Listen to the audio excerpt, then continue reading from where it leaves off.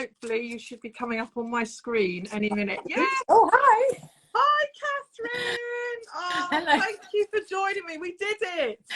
You honestly, this would not have happened without Hi. Victoria, another Victoria, because I have no idea about how all of these things work. So, hi. Hi, Welcome hi, to our very small world here. Oh, thank you. Well, I wondered if you'd be okay with Instagram, because it's just so part of my world. I just almost expected you to know. It's funny, Catherine, because you've done better than Thomas. You know Thomas. Thomas who? Thomas Foster? You know, from SAS Auctions. Yeah, no, he's rubbish. Yeah. He's worse than me. And he said, "Oh, come on, I'll do your Instagram." And I had an awful feeling. I thought, oh God, it's not going to be another Thomas, because Thomas he's absolutely hopeless. He is seriously worse than I am with technology. But I wouldn't have done this without Victoria, because I'm a Twitter girl and I can do Twitter, and I can't do this. Is amazing, isn't it? This just opens up a whole new world to me. I'm very excited. Honestly, Catherine, Instagram, I mean, I know who's got time for all these, I mean, everything else that you do, and Instagram, who's got time for it? But it is good. And I tell you what, a big audience out there of auction bidders. Oh, good. Well, good. Well, we can tell them all about our sale next week. Yes. Which is Well, great. I know there's so many things I wanted to talk to you about, and obviously your sale. I've already been plugging your sale and saying what lovely things that you've got in your sale. But what I wanted to start the chat about first, then we'll move on to, like, you can show some of your bits from the auction. Okay. But how, because I've known you for a long time, but I didn't know anything about your background, how you got into antiques. So can you share a bit of that? Yeah, sure. Yeah, if you want to. Poor Victoria's going to have to sit here and listen and be very bored. But yeah, so my background was, so I was at university. I did history of art. I then did a master's in related subject, history of art, and I thought I was going to work in a museum. Be a curator, and I applied to various museums to work as a curator, but realized it was incredibly boring and really not for me. And then strangely, Hilary Kay of Antiques Roadshow came and did a talk at our university. Lovely, yeah. And I was completely inspired by it. And she was actually telling me about Jimi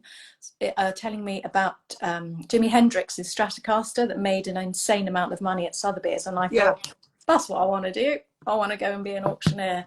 So I applied to Sotheby's. There was a job that came up actually doing rock and roll memorabilia as a junior cataloguer, which I didn't get actually, and I was absolutely mortified. So this is when I was in my 20s. Yeah. And then, but they sort of said, well, come and work for us anyway. And I sort of made the tea and did all the filing and did all the letters to everyone telling them that Sotheby's didn't want to sell their items because they weren't worth enough. So I did all the really basic stuff, and then just grassroots. Started at the bottom, and then by the time I left, I was head of, strangely, I did scientific instruments and the marine sale I did there, and I was selling things for hundreds of thousands of pounds and towards millions of pounds. Really? So it went from but I went really from the bottom, and really worked my way up, and then stopped, had kids, and then was still doing all the TV work, and then then I started up this business. So there you go. I've just seen Gillian Herr has joined. She's lovely. Hi, Gillian. That's like covering 10 years very quickly, isn't it, Catherine? That's very, very, very brief. But you, my God, so you've done a lot of things. You've done a lot of stuff before you actually got to have your own business. Yeah. You know, I mean, and the TV work, because I think I mean, I obviously know you from, you know, the auctions, but you are what you see on the TV as Thomas is, which is what I really like. And you do come across really well, Catherine. You're a pro at it. Thank you.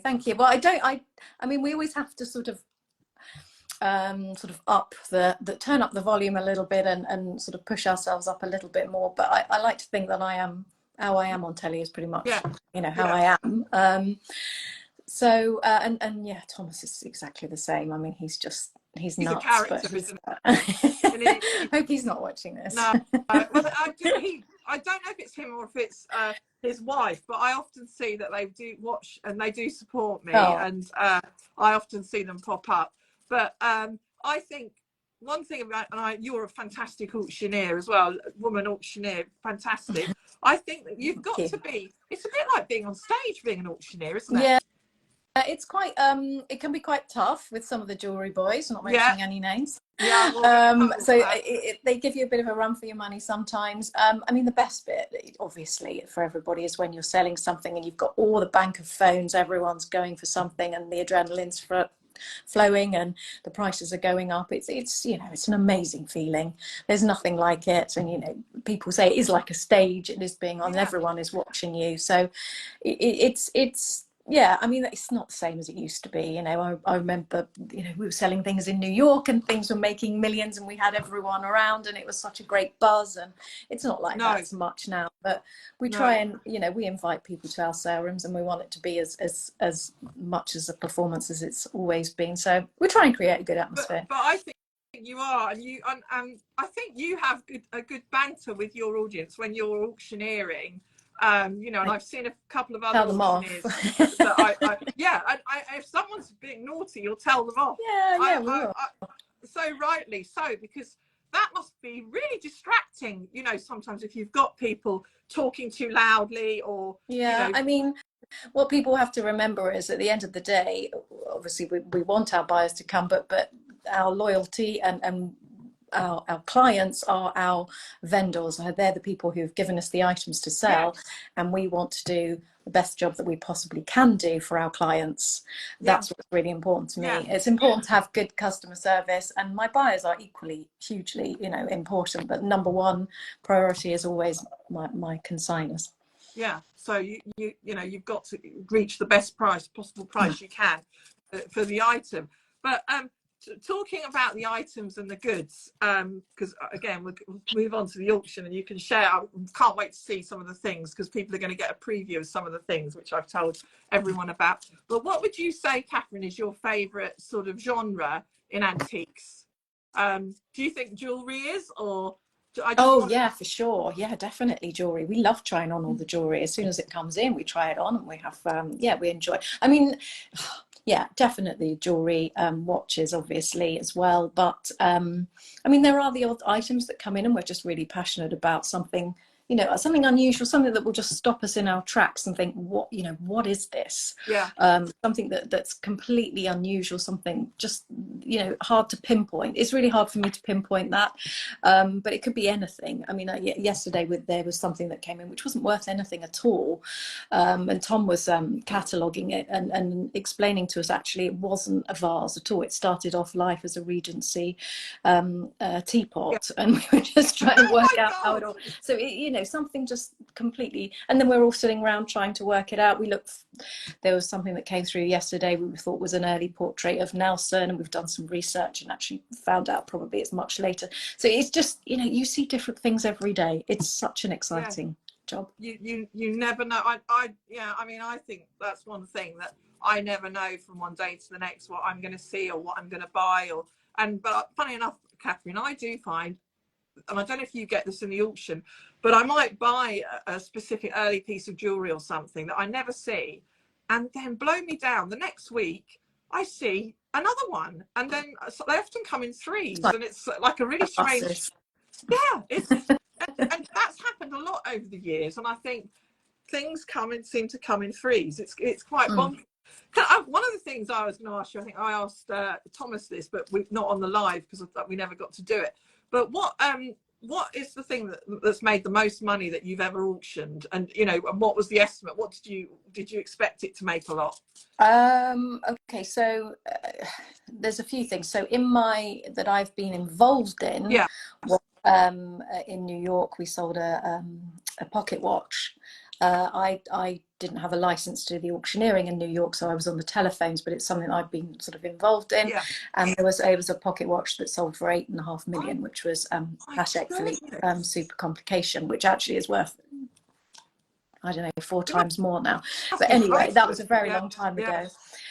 Personally, that I've auctioned was at Sotheby's a Thomas Tompion sundial, which I think was about 160,000, which was amazing. I was pregnant, very heavily pregnant at the time, so I thought, okay, this could go really wrong. Which is a bit scary.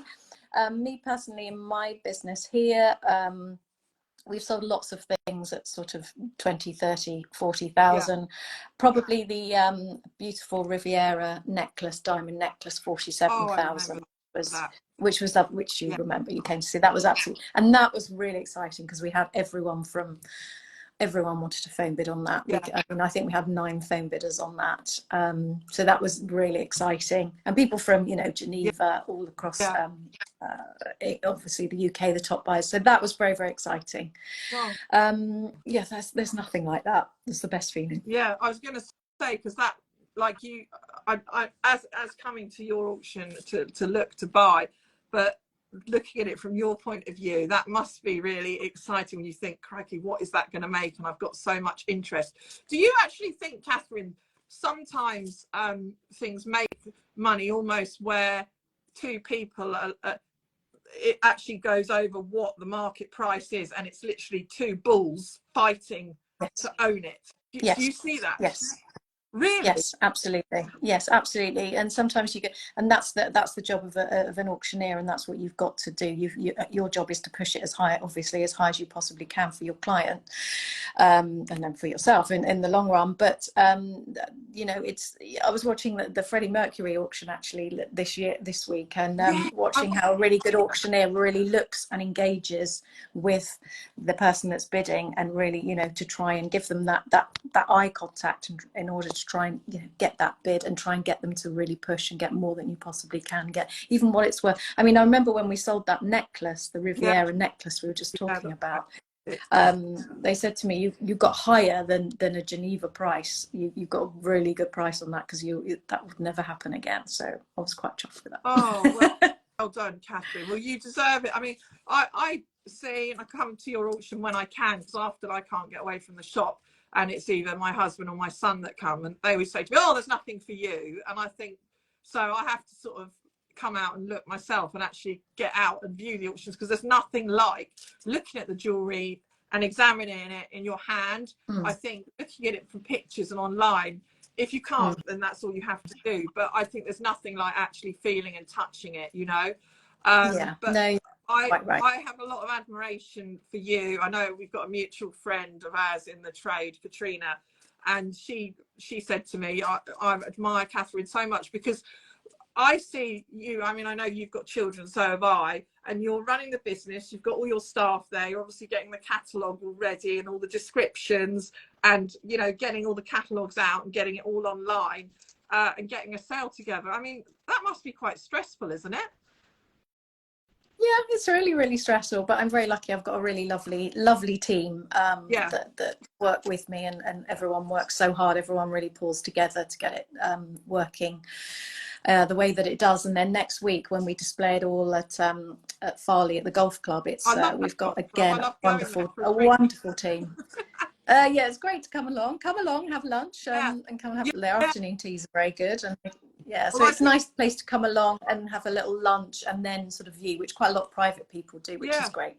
Well, it's a great venue, Catherine, and I think it works well, and it's got, I think, a very relaxing feel when you come there to look. I mean, it doesn't help that I always go and grab some lunch in the golf club before, so you know, that's, you know, I actually look forward to going there, because it's like I feel like it's a day out for me. But yeah, oh no, I think a lot of people do that, which is great. I think also, Catherine, because people know you through the TV work and things you've done, I think people see you and they feel they can trust you, and you're a familiar face, so they know and come. I mean, do you think that has helped you get clearances and get goods in? Oh, 100%. Yeah, 100%. People tend to trust you. I've had a few people that have left sort of diamond watches and rings and whatnot in my with me, and they said, well, we know where to find you. And I think in this, certainly with me being on sort of social media and things, I think you can you can rest assured that you can probably find me quite easily. So I can't go off running with anyone's goods. But no, I'd like to think that I've, you know, built up a reputation over the almost 30 years I've been doing this, that people can trust me. No, very much so. But like I said, I'm very much flying your banner, because I think a woman in business, and I do Oh, thank you. feel I'm not being, I don't want to make this talk anything negative about men, but personally myself, I've found that over the years it's a male dominated business, and there's a lot of big egos out there, and it's quite hard sometimes to, you know, stand up for yourself as a woman. Yeah. And you know, and make a success in this business. I have found it, but somehow or other I've managed to navigate that. And there are some really lovely guys and dealers that I know that I think, you know, I really respect them. I respect their knowledge, and they're, you know, really nice guys. So you know, they're not all ego. No, I mean, certainly I was in a bit of a minority when I started at Sotheby's in our sort of area, but yeah, but it's, you know, I think it's you are accepted now, and I think that's, you know, that's the way it should be. And there's some very good female auctioneers and some amazing male auctioneers. I mean, yeah, I think it is. It's nowadays. I think you've got the best of both worlds. Yeah, I think so. I think the tide is changing. I've said this a few times. And Stephen Maycock, he's a friend. He's a really old friend of mine. I guess people can. I'm so rubbish at Instagram. I don't even know. So I'm guessing if he can hear this, which I'm guessing he can, he is somebody that one of the first people that I met at Sotheby's. Oh my goodness! I had a huge inspiration for him. He's one of the nicest guys, with the most amazing rock and roll knowledge. Really? Yeah, he's got the best in the business, rock and roll knowledge, and yeah, that just made me quite emotional seeing his name. You never know who's really nice guy. I've found so many people I've touched base with that are from all around the world, who I've met over my career, over my journey in antiques. And it's funny how they touch base with me through Instagram, and they say, "Oh, do you remember this?" And I met you here, and you know, because I've been done over the years many fairs in America and things like that, so over my years, and I think, wow, but this is a brilliant platform to contact and keep in touch with people. And also, Catherine, I mean, the amount of people, this is why I've started doing this, because and inviting people that I know are really knowledgeable and specialist in various things, because I've spoken to there was a guy a couple of months ago, I forget his name now, Baggett.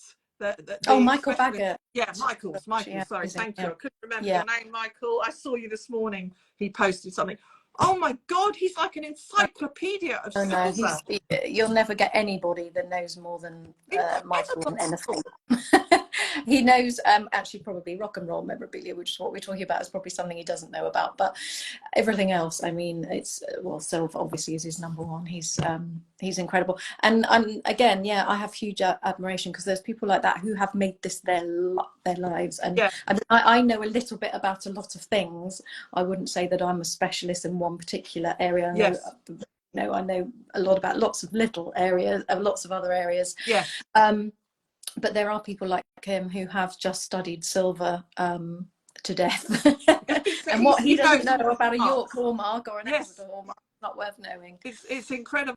And when I was really pleased that he did the live with me, and I had so many people message me afterwards, and I think messaged him, and people were really grateful, and I'm sure they will be through me talking to you as well, because I just think we've got this wonderful niche of antiques, and I know we've got these few TV programs, but I think people don't a lot of that's for drama, isn't it, and entertainment, but there are people that are actually especially interested and you know, are happy to learn, and if from so-called experts. I never call myself an expert, but because you're learning all the time, but you know, they're interested to listen to your expertise and your knowledge. But moving on. Oh yes, you've got the catalogue. Thank you. This is the catalogue for next week, everyone.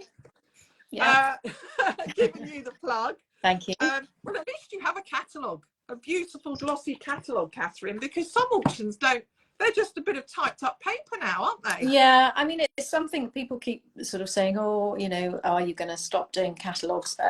I'm very old-fashioned with the way that I do things, and I actually think people do quite like to come to auctions with a catalogue. Yeah. The dealers love it. It's easier for them, and also for us from a business getting tool. You know, I think people like the fact that their items, you know, their Gallet vase is on. Yes. Planter rather is on the front cover, and you know they love that, and I think that's very important. It's really important to present it beautifully, which I hope is what we do. I mean, yes, some people don't buy the catalogues like they used to, but I do think it's important to show it in a way that they need to be, and also they're a really good tool for you know, for records, for keeping records on what things have sold for in the past. So I'm quite old-fashioned though. Yeah, well, no, so I'm old-fashioned too, and I think, well, I think if you're in this business, that's sort of how most people are. And I mean, we certainly keep all our catalogues, as you said, for reference. And I'll tell you what else I noticed, Catherine. I was at Ardingly Antiques Fair on Tuesday, and I walked round, and I was finished at the bookstall, and I was looking at all the reference. But not only that, is they have all the auction catalogues, and they were actually selling them. Oh, really? You know. Yeah, so there you go. They actually were making money out of the auction catalogue.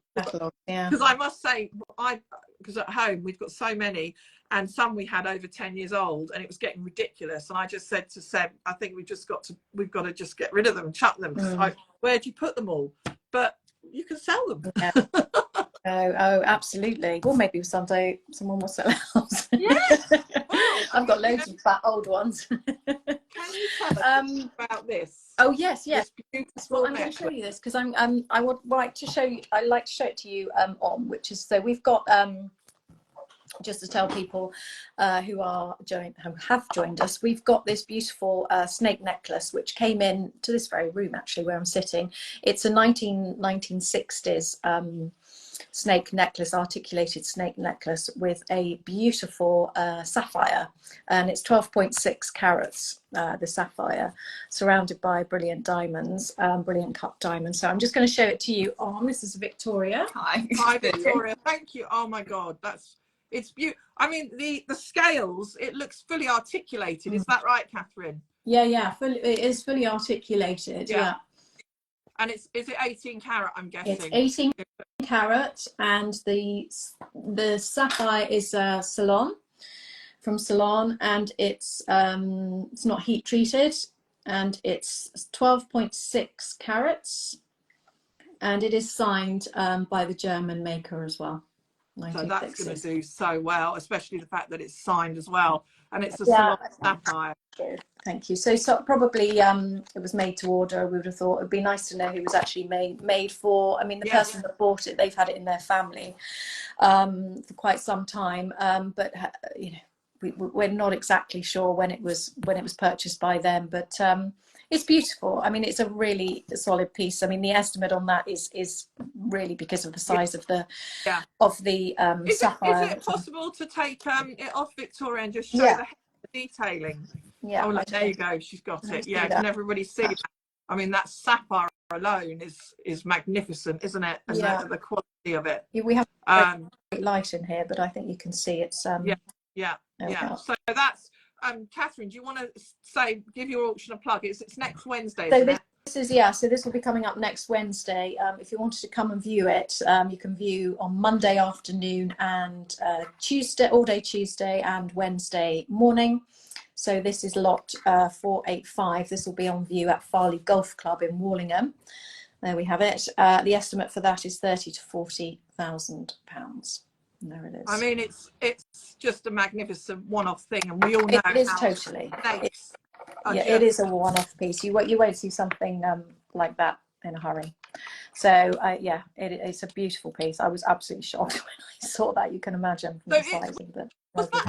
Do you mind me asking, Catherine, was it a probate, or no? That just somebody not wearing it? So somebody who I've known for a while, and then she just suddenly said, "Do you remember I had that snake necklace that I showed you years and years ago, about 5 years ago?" And then she said, "Actually, I think the time's come to sell it." So she just came in here and There we go. I mean, none of our items at all are trade. We don't sell any items that are trade. Everything that comes in is private. And sorry, carry on. I think that's what I love about coming to your auction, because it very much, as a jewelry dealer to me, and I've viewed many auction houses, it's funny, sometimes it's a feel I just get when I look and I think, oh, this is trade stuff. I don't know why, but with your auction, you just feel that it's all sleepy. Yeah, Which come from family estates. I've got nothing against sort of trade goods per se, but it's just I think it's nice to have a new auction with fresh things that nobody's seen before. They're all totally fresh to the market. Yeah. And if we can keep doing that sale after sale, then that's always a very positive thing. Have you jewelry that you can that you've got to hand that you can show? Yeah, sure. I know we're going to look at some handbags in a minute. We've got. I'll just show you. Hi, Victoria can show you this. What have you got? Have we got it on? There we go. Oh wow! So tell us about that. Is it 40s? I'm looking underneath. I can see all the names. Turn the camera around. Yeah. There we go. Oh wow! So that's deco, isn't it? That's beautiful. Yeah, so that's Art Deco, diamond set flexible bracelet. Yeah. And that came in through evaluation day, actually, that we've held locally. Lady's husband had bought that for her, and she just sort of said, I just don't have, like many people, don't have the occasion to wear things like that anymore. No. And she said, I love it, but and also it is quite small. And she said, my arms are getting bigger as time goes on, and I just can't wear it. But I mean, as you can see on Victoria, she's got lovely slim wrists. Yes. It looks absolutely beautiful. That's so. It's such a pretty bracelet. Yeah, really pretty bracelet. That is lot 483, and that's going to be that's estimated at 5,000 to 8,000. Okay, sorry, 5,000 to 8,000. That's well. So we've got that, the snake, the lovely bracelet. What have you got any other pieces of jewelry? Yeah, move on to that. The other piece, I think Victoria's just going to slip that on, which is something that's attracting a lot of interest. I'm not sure if it's quite your cup of tea or not. It'd be really interesting to get your thoughts on it, actually, which is very similar to a Grima. Oh, I love Grima. I love Grima, who obviously a wonderful designer, as you know. But this is actually by George Vale, so Austrian. Oh, wow. And there we are. Oh my goodness. So I'm looking here. What is that stone? Is that malachite? That's malachite in the centre. Sort of marquee shaped with the diamonds either side of it. Yeah. I mean, he was actually, I think he studied at St Martin's School of Art, and he was actually a beautiful look at the sculpture design once. Yeah. But he moved to jewellery, and he was a contemporary of Grima. But it's just the style of these big chunky statement pieces are what everyone loves at the moment. What's the estimate? Oh, the estimate is I think it's 600 to 800 on that. That's a good price. That's going to sell. That's going to make much more than that, isn't it? Yeah. It's beautiful. I mean, like you said, it's sculpture. It's more like these sort of jewelry craftsmen.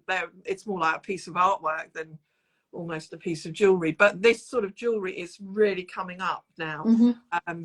I mean, I think it's like the new antiques, if you like, but that is so super stylish. I think that was the thing with the snake necklace that we discussed as well. It's having something that's really thank you very much, Victoria. Having something that's unique, having something that's different. Go and find something else. I mean, that ring that we just saw, that's just, as you say, it's very sculptural. It's statements, and that's what people want at the moment. They don't want something just mimsy, as our jewelry consultant calls it. They want something that's going to stand out and shout, and people are going to look at it and go, "Wow, that's amazing." Yeah. But I also think it's the new wave to follow. If you're looking as an investment, and someone came to me and said, "Oh, I want to invest in jewelry. What do you think? Where can I put my money?" And I do think that 1970s organic jewelry is like the modernist is. I mean, I've had a few over the years, and I've sold them, and I regret it. I was going to say, if you haven't already missed the boat on them, because I think the prices are just really go. Yeah. I mean, I've had a couple of things by Charles de Temple, and I know. You want back. And one of my friends, she lives in Portugal. I don't know if she's watching now, but and I'm actually really pleased, Catherine. She's got it, and I know I've said to her, if you ever sell that, that's worth a lot more than what you paid. So she said, no, I'm happy just to sit on it at the moment. But she just had a good eye and was there at the right time, and but that's the way I think in this business, and you must see that as an auctioneer. Things have trends, don't they? I mean, antique furniture, brown furniture, that's gone off, isn't it?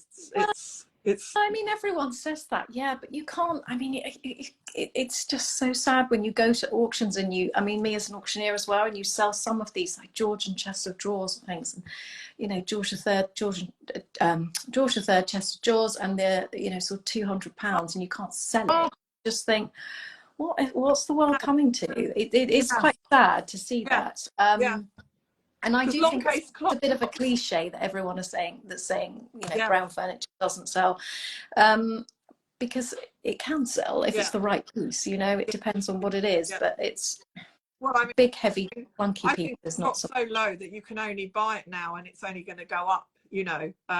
Because this IKEA fad, I mean, that, let's face it, IKEA is if you can be bothered to put it together, but it doesn't have much of a lifespan, doesn't it? Really, and it's incredibly ugly as well. Although they're sort of reselling some of their early pieces, aren't they? Oh, really? They're sort of I think that they're almost becoming sort of back in a trend. I don't know. It's not my kind of thing. No. Shall I tell you about some of my handbags? Yes, come on. Right. Let's get on to the handbag. I'm going to tell you about some of my handbags. We've just got a few in the sale, but this is I chose this just because it's really nice and bright. Can you see that? I haven't got Victoria here now, so we've got the colour. We've got a nice bright mulberry here with a lovely little matching purse. Can you see that? Oh wow! And that's in perfect condition. I mean, if you wanted to buy something like that, God knows, they'd be about £800 or something. Yeah, I think they're more, Catherine. I think that handbag you've got there is a Bayswater, isn't it? Yeah, it's the Bayswater one. 1500, that is. Yeah. I think. Well, that's we've got that in pretty much perfect condition with a matching purse, and it's sort of outer bag as well. And I think we've got that 250, 350 next week. Oh, so there you go. This is something which I think is absolutely delightful, and I won't spend too long on it because there's quite a lot of people who are after it. But this is like isn't that look? I don't know if you can see that. Can you see that little? It's a purse. Little evening handbag. Oh my goodness! And is that Hermes? Now I'm going to go really close to this and see if you can spot the name on it. It's also on the clasp. Can you see that? I can't see it because all I can see is followers. I've got the list of all the followers at the bottom. Oh, well, maybe, the followers. Maybe they can see it. Is it Givenchy? Or maybe this, which will help you. Oh, it's LV. Sorry, yeah, I couldn't see that. LV, yeah, I can see LV. that. So Louis Vuitton, but isn't that a lovely little size? Yes. And what I like about it is because a lot of the Louis Vuitton is just so, it's got all the monogram and everything all over it a bit too. But this is slightly more subtle, and I just thought that was a really beautiful evening bag. So that's another thing that we've got coming up in the auction next week, and that's at £200 to £300. Oh, that's really. I mean, because one of the questions I was going to ask you, but you've sort of answered it really with the handbags. If somebody came to you and said, "Oh, I've got £1,000 to spend in your auction," where do you think I should put my money that I'm going to invest and it's going to grow? What would you steer them to? Jewelry, handbags? Where would you steer them? Oh, that's a really difficult question. I'd probably, if they were coming to my auction, I'd probably steer them towards something that I don't think will sell. So I'd say, buy this. No, that's wrong. I don't know. Probably, are handbags a good investment? Well, I mean, at the moment, yeah. I mean, the fact that you could buy that for £250 to £350, which I think is an absolute bargain. Yeah. You can buy 4 or 5 really nice handbags for £1,000 if they go within estimate. But I mean, we've got some lovely pieces in this. So we've got over 650 items, so I'm sure there's something for everybody, from furniture, ceramics, glass. We've got lalique. We've got some lovely pieces of oriental art, which Tom has taken in, some really nice Japanese lacquer pieces, right across the board. So we've got, I hope, something for everybody. We've got a lot of jewellery and watches. How long will it take you to auction that lot? Are you on 2 days, Catherine? Is it one? I can't remember. Is it what? Sorry? Are you on 2 days auction or one? No, this is just one. We are, so it's a lot. I think we've got 670 lots to auction in one day. So it'll be between me and Tom. We'll divide it between the two of us, and we start at 10, and hopefully we'll be done by 5. Oh, Catherine, I can imagine you need a glass of wine. It's just my throat afterwards. It just gets so dry. So I do need to go and get, I normally need to go and get gin and tonic. I got a glass of wine or something. Tell me, is your husband really supportive to you? Because you work hard, don't you? Yeah, no, he's amazing. He's amazing, and I've got 2 fantastic children who are really supportive, but have absolutely no interest in what I'm doing whatsoever. I think I've met your daughter. I think your daughter was when I came. Yeah, she sometimes. Yeah. I mean, they do. He helped. Both of them have helped at the View occasionally. Yeah. But it's not their sort of bag. I think they change as they get older. They'll surprise you. They'll probably come back to you and say, "Oh, they want to join the business." And if you, no, I don't think so. Oh, really? I don't know. It would be nice. I know that you've got a lovely son who's interested in what you're doing and has taken on the business, which is fantastic. Yeah. But I think they probably hear about it night and day from us and think, no, I don't. Well, I did think that he was going to be like that, Catherine. But then all of a sudden he's he's doing it differently to us, and he's got his own way of doing it, and I think that's good, because you should find. You can listen to your parents to a certain extent, but everybody has their own way of doing things, and way not necessarily is right for them. So who knows? It's a funny business. I always think we're a bit unemployable. You sort of, it's how we all sort of end up in this role. I've always, when people over the years, when I've met new people, they say, what do you do? And I say, oh, I deal in antique jewellery. Oh, how lovely. Oh, that's nice, And I think, well, on the face of it, it sounds lovely, but it's actually, as with hard your work. Job, bloody hard work, But on that note, we love it. We do love it. I mean, it is a way of life more than work, I think. I never switch off. If somebody messaged me at 10 at night, I will talk to them, Catherine, because I think, well, they can soon go somewhere else. So, no, absolutely. I always want to give everyone the best attention. But thank you for sharing those lots. And I look forward to coming to see you on Monday. Yeah, so, it's been really lovely to talk to you. You've opened up a whole new world to me. Oh, no, it's been. Thank you so much for for your interest in for me and my business, and thank you for taking the time to talk to me. Oh, well, and I hope people can come along to our auction next week. Yeah, there we are. Yeah, I'll give her a double plug. But yeah, no, come along to Farley next week and have a drink and come and have a look at the auction. You can always look on the website and see where we are, etc. But thank you, Victoria. I look forward to seeing you next week. Come along and come and try the snake necklace on.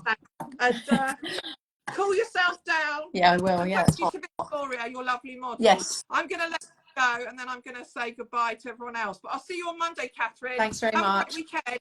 Bye. Thanks. Bye.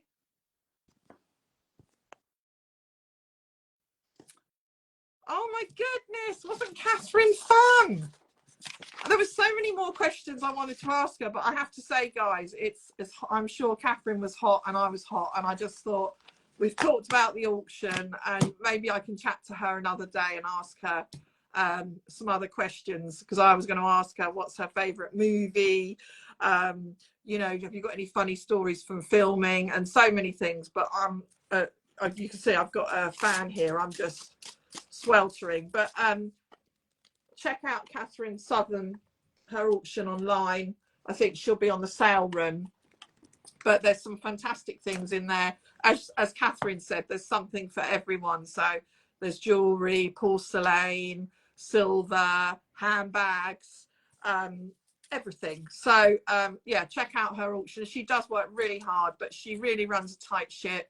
Her auctions are what I love. She's fairly quick as well. So some auctioneers drag things for ages and don't put the gavel down. And if you're like waiting for lots to come up, that can be a bit annoying. But no, she's absolutely amazing and a lovely lady too. But I'm going to wish you all well. Thank you for anyone who took the time and persisted, because we had a bit of trouble, technical issues, getting Catherine on board to start with. But she got there in the end. But I don't think she's really familiar with Instagram, because obviously she's too busy doing all the other things. So, but we got there in the end. So I'm going to say goodbye to you all. Have a fantastic weekend. And hopefully I will have another live for you in the next couple of weeks. But you know, you'll catch up with me at some point. I'll be back on here soon. Anyway, lots of love, everyone. Bye for now.